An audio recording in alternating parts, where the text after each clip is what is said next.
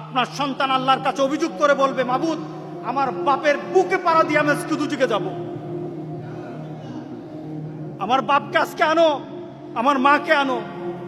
আমার চুলটা লাল হতো না যদি আমার বাবা শাসন করত, আমার চুলটা লাল হয়ে এদিক ওদিক যেত না যদি আমার বাপ আমাকে বুঝাতো, যদি আমার বাপ আমাকে বলতো 5 ওয়াক্ত নামাজ পড়বি, তোর জন্য পুরস্কার আছে, 5 ওয়াক্ত নামাজ পড়বি, না পড়লে কিন্তু শাসন আছে, এই কথা যদি বলতো তাহলে আমি আজকে খারাপ হতাম না। অনেক দিন আগের এক ঘটনা,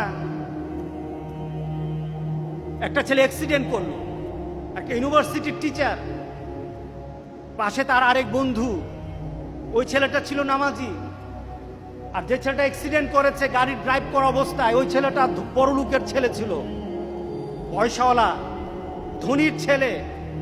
আল্লাহ কি আল্লাহর লাগে নাকি? নামাজ কি নামাজ আর লাগে নাকি? মুহাম্মদ সাল্লাল্লাহু আলাইহি সাল্লামের নীতি কি? এই নীতি ছাড়াই তো বহু সুন্দর নীতি আমরা পাই।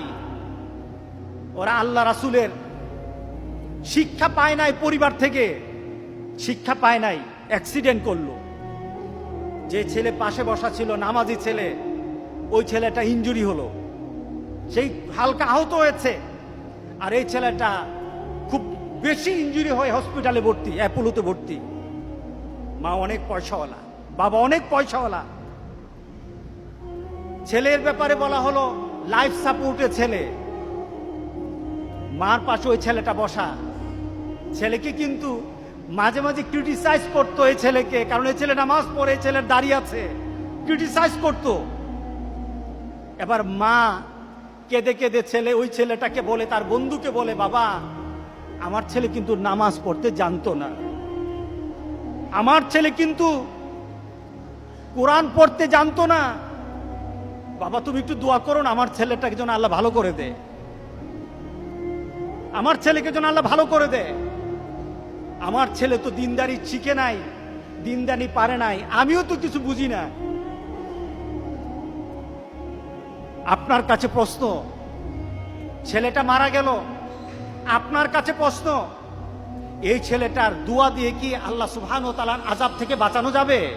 না, দোয়া দিয়ে বাঁচানো যাবে না। ছেলে যখন, গ্রামের একটা কথা আছে, কাঁচাতে নানুয়ালে বাস, পাকলে করে ঠাস ঠাস। ছোট কাল থেকে যদি তুমি তোমার বাচ্চাটাকে আল্লাহ এবং রাসূলের নীতিতে নিয়ে আসতা, এই ছেলের জন্য কেউই দোয়া করুক